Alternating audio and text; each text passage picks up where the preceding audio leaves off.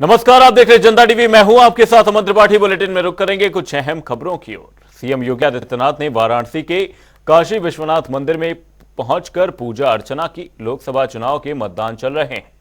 ऐसे में 6 चरण के मतदान हो चुके हैं, आखिरी चरण बाकी है।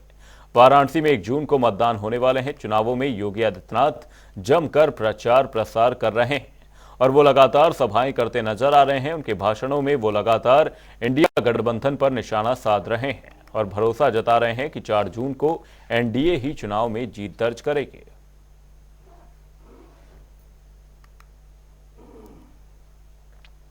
मेरे सभी अधिवक्ता बहनों और भाइयों, ये मेरा सौभाग्य है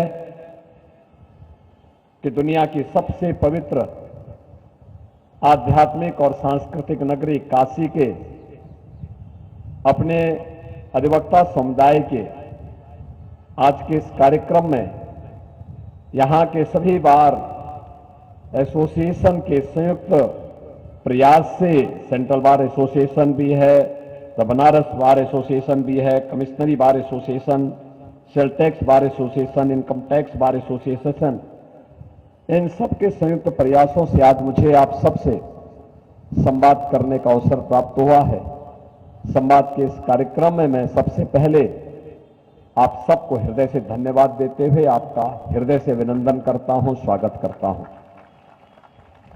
बहनों और भाइयों, हम सब जानते हैं रूल ऑफ लॉ क्या सबसे पहली शर्त होती है, कानून का राज, सुरक्षा। इस शासन के लिए पहली शर्त है कि कानून का राज हो और कानून के राज के लिए सुरक्षा सबसे पहली शर्त है। और इसलिए हम एक दूसरे के पूरक हैं। अधिवक्ता समुदाय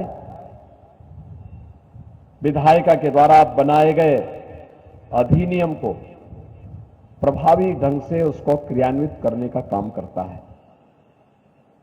और मैं बार बार इस बात को कहता हूं, जब व्यक्ति अपनों से पीड़ित होता है, अपनों से धोखा खाता है।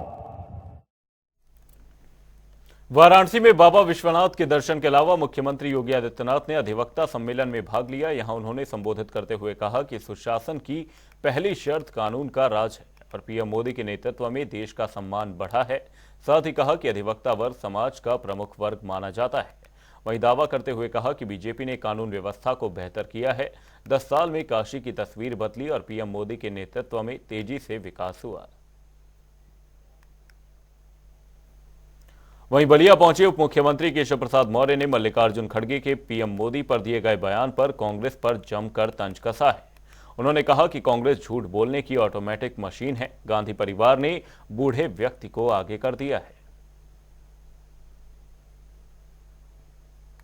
नहीं आया। कांग्रेस के मुंह से यह बात शोभा नहीं देती है, क्योंकि कांग्रेस ने अगर 60 साल सरकार चलाया और जो वादा किया होता उसका 10% पूरा किया होता तो भारत विकसित देश होता। लेकिन कांग्रेस झूठ बोलने की ऑटोमेटिक मशीन है। उस बूढ़े व्यक्ति को ये कांग्रेस के गांधी खानदान के लोग आगे कर दिए हैं और सबसे बुरी पराजय, यानी 40 सीट भी देश में कांग्रेस नहीं जीत रही। धन्यवाद। बीजेपी के राष्ट्रीय अध्यक्ष जेपी नड्डा सोमवार को काशी पहुंचे। उन्होंने बाबा काल भैरव के दर्शन कर आशीर्वाद लिया। इसके बाद वो काशी विश्वनाथ धाम पहुंचे। यहां बाबा विश्वनाथ के दर पर मत्था टेका और बीजेपी की जीत का आशीर्वाद मांगा। इसके अलावा उन्होंने चाय की चुस्कियों के बीच कार्यकर्ताओं को चुनावी ज्ञान भी दिया। खुशी हो रही है कि हैंडलूम क्षेत्र में भारत का टर्नओवर 5 गुना बढ़ गया है। 5 गुना। मुझे ये जो हमारी खादी है ये 3 गुना बढ़ गया है। और हमारे यहाँ जो खादी के कपड़े हैं बने बनाए, उसका टर्नओवर 5 गुना बढ़ गया है। और एक समय था जब खादी का टर्नओवर कुल मिलाकर के 20 से 25 करोड़ रुपए, 25 लाख करोड़ रुपए ये था, क्षमा करिएगा, 20 से 25 हजार करोड़ रुपए का टर्नओवर था। आज वो 1,30,000 करोड़ रुपए का वो टर्नओवर हो गया। ये भी हमको ध्यान में रखना चाहिए कि किस तरीके से हमारे विकास को आगे बढ़ाने का काम हुआ है। 2 दिवसीय दौरे पर वाराणसी पहुंचे केंद्रीय मंत्री पीयूष गोयल उद्यमियों को संबोधित करने के लिए कार्यक्रम में पहुंचे, जहां उन्होंने मीडिया से बात करते हुए कहा कि प्रधानमंत्री मोदी ने भारत के युवा वृद्धों की आशा उपेक्षाओं पर खरा उतरते हुए उनके लिए एक नए उज्जवल भविष्य की तरफ बढ़ने के लिए अपने पांव पर खड़े होने की व्यवस्था भी की है। काम कर रहे हैं प्रधानमंत्री मोदी जी ने भारत के युवा युवतियों की आशा अपेक्षाओं पर खरे उतरते हुए इनको एक नया उज्जवल भविष्य की तरफ बढ़ने के लिए अपने पांव पे खड़ा होने का हौसला भी दिया है, साधन भी दिए हैं। और मैं समझता हूं कि आज भारत के युवा युवती भविष्य को नई आशा, नई उमंग, नई आकांक्षा, नए तेज के साथ देखते हैं, नए जोश के साथ देखते हैं और आगे आने वाला भविष्य गवाह होगा भारत की उभरती हुई ताकत का। भारत की अर्थव्यवस्था भी बढ़ेगी, भारत में मौके भी बढ़ेंगे। जिस प्रकार आज विश्व की सबसे तेज गति से बढ़ने वाला देश भारत बना है, आज पूरा विश्व देख रहा है कि भारत के बलबूते पे विश्व की अर्थव्यवस्था आगे बढ़ेगी। वाराणसी में चंदौली लोकसभा सीट से बीजेपी उम्मीदवार महेंद्र नाथ पांडे और भूपेंद्र चौधरी ने जनसभा को संबोधित किया, जहां उन्होंने बीजेपी की जीत का दावा करते हुए कहा कि बीजेपी इस क्षेत्र की सभी 13 सीटें जीत रही है। विपक्ष पर हमला बोलते हुए कहा कि वो खुद नकारात्मक है, जिन्होंने कर्नाटक में ओबीसी आरक्षण छीन लिया। वहीं बीजेपी की तारीफ करते हुए कहा कि बीजेपी ने दलित और ओबीसी को आरक्षण का लाभ दिया है। यह जो इस तरफ के जो लगभग 13 सीटें हैं इधर इस बेल्ट में 7वें चरण में उत्तर प्रदेश की, ये 13 की 13 सीटें भाजपा जीतने जा रही है। असल में ये स्वयं नेगेटिव शक्तियां हैं। आरक्षण इन्होंने कर्नाटक में अभी ओबीसी का आरक्षण चुराया है। बलिया से बीजेपी प्रत्याशी रविंद्र कुशवाहा के प्रचार के लिए उप मुख्यमंत्री केशव प्रसाद मौर्य ने समाजवादी पार्टी पर जमकर निशाना साधा है।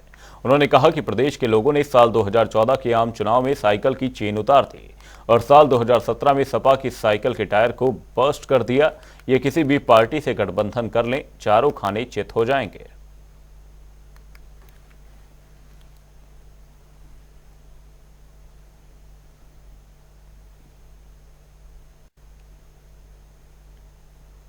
जिस प्रकार का फीडबैक अपने कार्यकर्ताओं के द्वारा हम लोगों को मिल रहा है, उसमें निश्चित रूप से माननीय मोदी जी के नेतृत्व में भारत।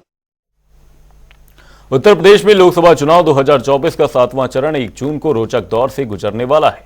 इस 7वें चरण में देश के प्रधानमंत्री नरेंद्र मोदी समेत तमाम दिग्गजों की लोकप्रियता किसी अग्नि परीक्षा से कम नहीं है। ये रिपोर्ट। नरेंद्र मोदी, अनुप्रिया पटेल व महेंद्र नाथ पांडे की लोकप्रियता की होगी परीक्षा। नरेंद्र मोदी लगातार तीसरी बार वाराणसी से चुनाव लड़ रहे हैं। प्रधानमंत्री के मामले में वाराणसी पहले या गैरो, लखनऊ और फूलपुर को मिला। प्रधानमंत्री पंडित जवाहरलाल नेहरू फूलपुर से लगातार 3 बार चुनाव लड़ चुके हैं और जीते भी। अटल बिहारी वाजपेयी लखनऊ से लगातार 5 बार चुनाव लड़कर लोकसभा पहुंचे।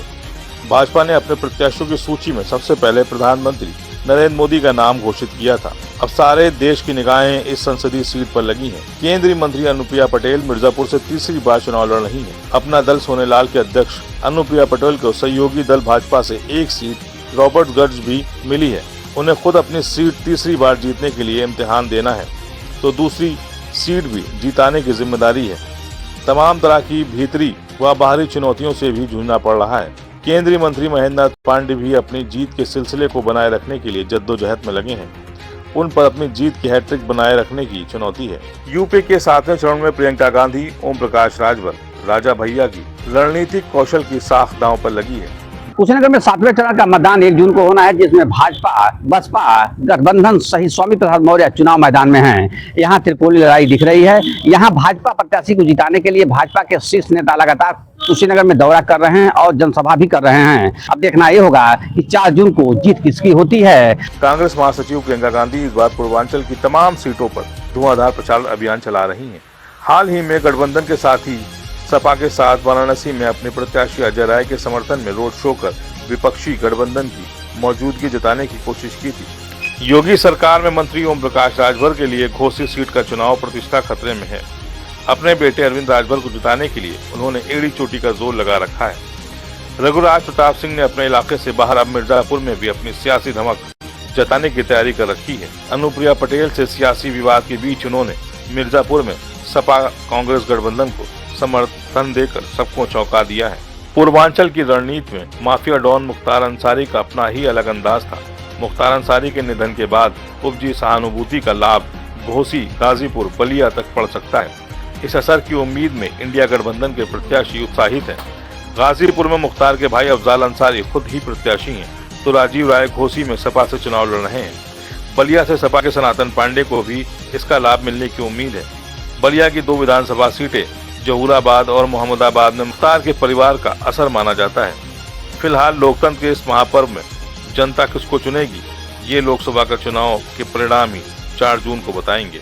पूरे देश में 6 चरण का चुनाव हो चुका है और 7वें चरण की तैयारी जोरों पर है। आपको बताते चले कि यूपी की 13 जिलों में चुनाव 1 जून को होना है, जिसको लेकर पार्टी के दिग्गज नेता जनसंपर्क अभियान में तेजी कर दिए हैं। आपको बताते चले कि गोरखपुर से सांसद रवि किशन यानी कि बीजेपी कैंडिडेट हैं, वहीं इंडिया गठबंधन से काजल निषाद चुनाव मैदान में है, जबकि बहुजन समाजवादी पार्टी ने अल्पसंख्यक समुदाय यानी कि मुस्लिम समुदाय से जावेद सिमनानी को मैदान में उतारा है।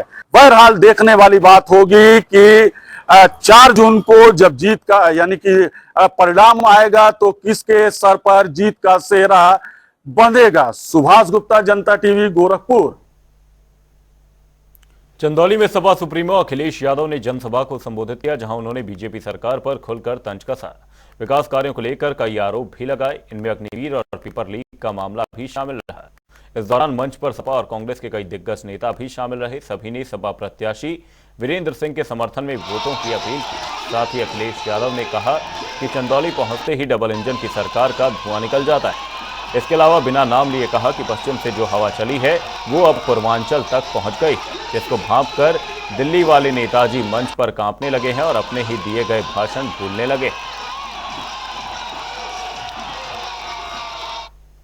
मिर्जापुर में व्यापारी सम्मेलन का आयोजन किया गया, जिसमें मिर्जापुर के हजारों व्यापारियों ने शिरकत की।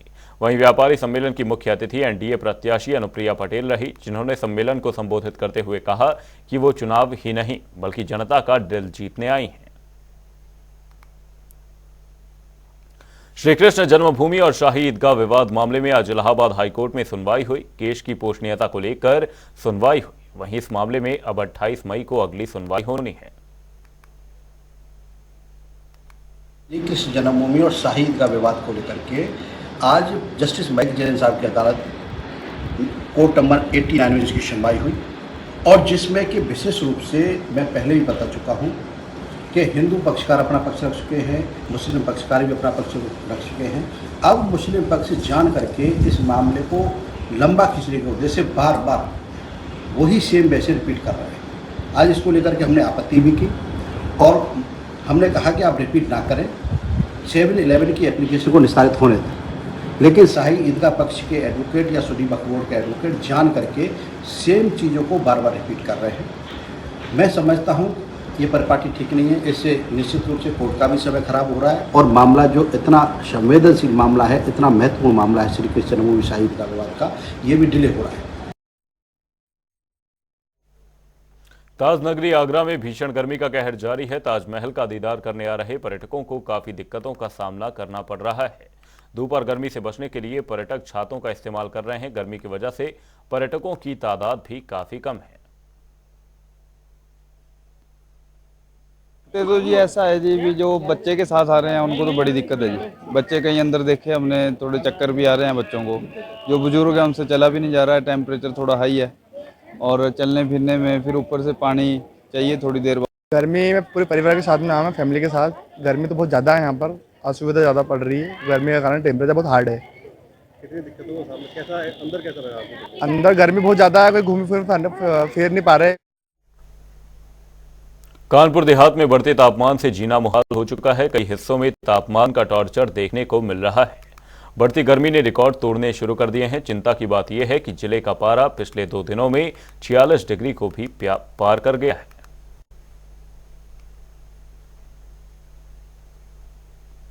धंधा कैसा चल रहा है? धंधा डाउन चल रहा है गर्मी की वजह से। कितनी लगभग गर्मी पड़ रही है? बहुत ज्यादा। तो जो लोग आते थे पहले, अब कितने लोग आ रहे हैं? बहुत कम। क्या वजह मानते हैं इसकी? गर्मी बहुत होती है, इसके लिए से नहीं आते हैं। गर्मियों में इतना ठंडा नहीं चलता है गर्मी की वजह से। कैसा टेम्परेचर है? सूरज कैसा है इसमें? आग की तरह बरस रहा है। कितनी सवारी आ रही, कैसे क्या व्यवस्था? अरे गर्मी के समय सर बहुत आज सूरज की बढ़ती तपिश ने जिस तरीके से कहर बरपा रखा है, ऐसे में किस तरीके से बचाव है और क्या इसमें समस्याएं होती हैं, इस पर बात करने के लिए हमारे साथ वरिष्ठ चिकित्सक डॉक्टर संजय त्रिपाठी हम उनसे बात करेंगे। सर, इन दिनों पर जिस तरीके से सूरज ने तपिश बढ़ा रखी है, ऐसे में कौन कौन सी समस्याएं होती हैं, क्या बचाव है, क्या इसके उपाय रहेंगे? इस समय गर्मी के दिनों में अभी चूंकि आपको पता है कि टेम्परेचर बहुत ज़्यादा है, इसमें वातावरण में जो टेम्परेचर है दोपहर में लगभग 42-43 डिग्री रिकॉर्ड हो रहा है। ऐसी कंडीशन में वातावरण का टेम्परेचर इतना ज़्यादा है कि गर्मी इतनी तेज़ी से इतनी ज़्यादा बढ़ जाती है दोपहर में कि ऐसे वक्त में जो लोग बाहर निकलते हैं धूप में, लगातार किसी काम की वजह से ज़्यादा समय तक धूप में रहना पड़ता है, तो ऐसे लोगों को हीट स्ट्रोक जैसी प्रॉब्लम का सामना करना पड़ रहा है। हीट स्ट्रोक बेसिकली ऐसा होता है कि तेज़ धूप लगने से कई बार व्यक्ति मूर्छित हो जाता है, कई बार उसका सेंसोरियम अल्टर्ड हो जाता है, कई बार गला सूखने लगता है, जुबान अंदर फंसने लगती है और अल्टर्ड बिहेव की वजह से कई बार ऐसा लगता है कि व्यक्ति का व्यवहार सामान्य से थोड़ा सा नीचे हो गया है। दूसरी चीज़, ऐसी स्थिति भी हो जाती है कई बार मरीज लॉस ऑफ कॉन्शियसनेस इस टाइप की कंडीशन डेवलप होती है और बेहोशी की स्थिति बन जाती है। तो बेहोशी की स्थिति बनने की वजह से मेरा ये मानना है कि ऐसी कंडीशन में कोशिश करना चाहिए कि जो इस टाइप से जो लोग एक्सपोज हुए, जिनको ऐसी दिक्कत हो गई, तो तुरंत उनको चिन्हित करें और फटाफट उनको ऐसी जगह पर ले जाएं जहाँ पे छाया हो, पंखे के पास ले जाएं।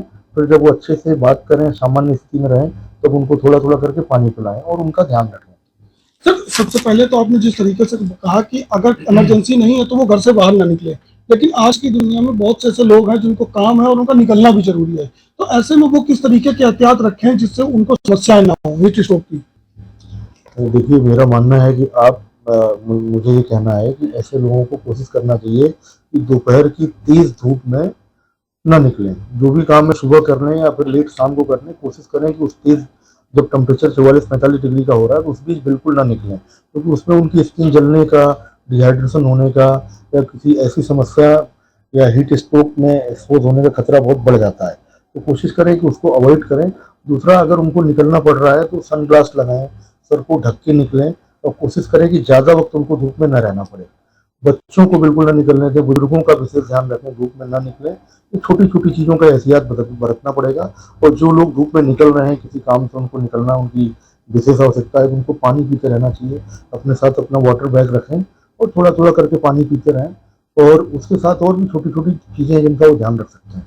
अच्छा, आज जैसे कि कानपुर देहात का टेम्परेचर 44 डिग्री पार किया है, कल के 20 दिनों में कानपुर देहात सबसे गर्म था, 46.7 टेम्परेचर था। ऐसे में कौन से वो फल हैं जिनका इस्तेमाल आम जीवन में किया जा सके जिससे कहीं ना कहीं सहूलियत मिले? देखिए, टेम्परेचर बहुत ज़्यादा रहना एक अलग बात है, लेकिन सामान्य जीवन में भी अगर आपको शरीर में हाइड्रेशन का लेवल ठीक रखना है, वाइटल फ्लूइड का लेवल ठीक रखना है, इलेक्ट्रोलाइट्स आपके अपने अच्छे रखने हैं, तो आपको सीजनल फ्रूट्स का सेवन करना चाहिए। उसमें जैसे वाटरमेलन है, खरबूज है, तरबूज है, खीरा है, ककड़ी है, इन सब चीज़ों का सेवन करना चाहिए क्योंकि इसमें पानी की मात्रा प्रचुर होती है, उसके साथ मिनरल्स होते हैं, इलेक्ट्रोलाइट्स की मात्रा भी अच्छी होती है। तो इनका सेवन, जब भी फाइबर होता है तो इनका सेवन करने से शरीर में हाइड्रेशन की स्थिति अच्छी बनी रहेगी और आपको डिहाइड्रेशन से लड़ने में सहायता मिलेगी और हीट स्ट्रोक से आप बच पाएंगे। अच्छा, पानी की मात्रा जिस तरीके से आपने बताई कि कम नहीं होनी चाहिए, पानी पीना चाहिए, लेकिन सामान्य पानी को और भी ज्यादा एनर्जेटिक बनाने के लिए अगर बात की जाए डॉक्टरी सलाह में, तो क्या इस्तेमाल करना चाहिए? पानी को एनर्जेटिक बनाने के लिए आप तो अच्छा पानी पिएं, वो बेहतर है। दूसरा, अगर आपको कोई ऐसी स्थिति लगती है कि आपको कमजोरी लग रही है, डिहाइड्रेशन का असर लग रहा है आपको, तो ऐसी कंडीशन में ग्लूकॉन डी या ग्लूकोज डाल के पानी में पी सकते हैं आप, तो आपके लिए एनर्जी लेवल अच्छा रखेगा। लेकिन एक कॉमन जरूरत नहीं है इसको। अगर किसी को ऐसा लगता है कि नहीं, कोई कमजोरी हो रही है, डिहाइड्रेशन हो रहा है या कोई ऐसी स्थिति बन रही है कि उसको पानी कमी हो रही है, तो आप उनको दे सकते हो। अदरवाइज रूटीन में अगर आप वाटर लेवल अपना अच्छा रखें तो ही आपके लिए बहुत है। तो आप थे हमारे साथ डॉक्टर संजय त्रिपाठी, जिन्होंने साफ तौर पर बताया कि बढ़ते टेम्परेचर के बीच सबसे ज्यादा एहतियात तो ये बरतना है कि आप कोशिश करें कि घर से बाहर ना निकले, लेकिन ऐसे में उन फलों का इस्तेमाल करें जिनमें पानी की मात्रा अत्यधिक है, ग्लूकॉन डी पिए और यही आपके लिए बचाव भी होगा। कानपुर देहात से गौरव शुक्ला, जनता टीवी। संगम नगरी प्रयागराज में बढ़ते तापमान से हर कोई परेशान है। कई हिस्सों में तापमान का टॉर्चर देखने को मिल रहा है। प्रयागराज में भी गर्मी भीषण तरीके से बढ़ रही है, जिससे कि अब लोगों का घर से निकलना दूभर हो गया है। तो वहीं नगर निगम की व्यवस्थाओं की तो दूर दूर तक प्याऊ की व्यवस्था भी नहीं है। लोग सड़कों पर जूस और शिकंजी से काम चला रहे हैं। वहीं पशु पक्षियों के लिए भी सड़कों पर पीने का पानी नहीं है। लोगों को पानी के लिए पैसे चुकाने पड़ रहे हैं और विद्युत व्यवस्था भी पूरी तरह से पुराने शहर में चरमरा गई है। संगम नगरी प्रयागराज में लगातार गर्मी का प्रकोप बढ़ता जा रहा है। इस समय तापमान 44 के पार है और आप देख सकते हैं सड़कों पर सन्नाटा पसरा है। लोग घर से निकलना मुश्किल है। जो लोग घर से निकल भी रहे हैं वो गमछे का प्रयोग कर रहे हैं और धूप में जहां हर कोई परेशान है। हम यहाँ पर लोगों से बात भी करेंगे। ये बताइए, आप लोग घर से निकल रहे हैं, गर्मी कितनी परेशानी हो रही है? गर्मी तो बहुत है, परेशानियां बहुत हैं और नया वाला पुल भी जाम रह रहा है। आधा एक घंटे तो जाम में लगे रहते हैं। क्या है व्यवस्था है गर्मी बिजली की? बिजली लगभग ठीक है, समय पे ज्यादा नहीं कट रही है, लेकिन पानी की व्यवस्था सही नहीं है। प्याऊ कहीं नहीं लगे हुए हैं और धूप बहुत ज्यादा है, तो दिक्कतें तो हैं। पानी खरीदना पड़ता है लोगों को। लेकिन पानी खरीदना पड़ता है। फिलहाल और लोगों से बात करेंगे। ये बताइए, कितनी गर्मी पड़ रही है इस बार, कितनी समस्या हो रही है यहाँ? समस्या तो बहुत ज्यादा है प्रयागराज में। गर्मियाँ तो इतनी है कि रहा नहीं जाता है। रात हो दिन किसी चीज को लेकर के, मतलब कि गर्मी कम नहीं हो रही है। आ रहे हैं यहाँ पर जूस खरीद रहे हैं, कितनी अब इसमें काम? हाँ, बिक्री में तो बढ़ी हुई है, लेकिन गर्मी से क्या है, दिन में तो कोई निकलता नहीं है। शाम के समय है तो जूस वगैरह ज्यादा चल नहीं पाता है। तो देखिए, कहीं ना कहीं गर्मी का प्रकोप जूस के बिजनेस पे भी, इनका कहना है कि दिन में लोग ज्यादा निकलते नहीं और जो शाम को निकलते हैं तो उतनी बिक्री नहीं होती। मगर हम आपको दिखा रहे हैं, देख सकते हैं आप किस तरह से लोग सड़कों पर गमछे का और हेलमेट का प्रयोग कर रहे हैं और बिना गर्मी में गमछे और हेलमेट के बिना लोगों का निकलना मुश्किल है। अगर बात करी जाए प्रयागराज में, तो पुराने शहर के करैली, चौक, अतरसुइया, इन क्षेत्रों में बिजली कटौती से लोग काफी परेशान हैं और पानी की भी किल्लत है और पानी की किल्लत से लोग जूझ रहे हैं। अगर बात की जाए नगर निगम की व्यवस्थाओं की, तो नगर निगम की व्यवस्थाएं पूरी तरीके से कागजों में सीमित हैं, क्योंकि जो सड़कों पर प्याऊ बनते थे लोगों के लिए और जानवरों के लिए पानी रखे जाते थे, वो अब दूर दूर तक कहीं नहीं दिख रहे हैं। सारी व्यवस्थाएं नदारत हैं और कागजों में सीमित है। अब देखना होगा नगर निगम ये कुंभकर्णी नींद से कब जागेगा और इस गर्मी में किस तरह से लोगों के लिए पानी की व्यवस्था करेगा कि जिससे उन्हें भारी कीमत चुकाकर पानी खरीद कर ना पीना पड़े। जनता टीवी के लिए सैयद मोहम्मद आमिर, प्रयागराज। भीषण गर्मी का सितम लगातार जारी है। ऐसे में भीषण गर्मी से राहत दिलाने के लिए सदर विधायक पंकज गुप्ता ने एक बड़ी पहल की, जिसके तहत झुग्गी झोपड़ी वासियों में पंखे का वितरण किया गया। साथ ही बिजली के कनेक्शन भी कराए गए। सदर इलाके में पंकज गुप्ता के इस कदम से झुग्गी झोपड़ी वासियों ने राहत की सांस ली। बुलेटिन में फिलहाल के लिए सिर्फ इतना। कहीं जाएगा नहीं। जनता टीवी पर खबरों का सिलसिला रहेगा जारी। तब तक के लिए नमस्कार।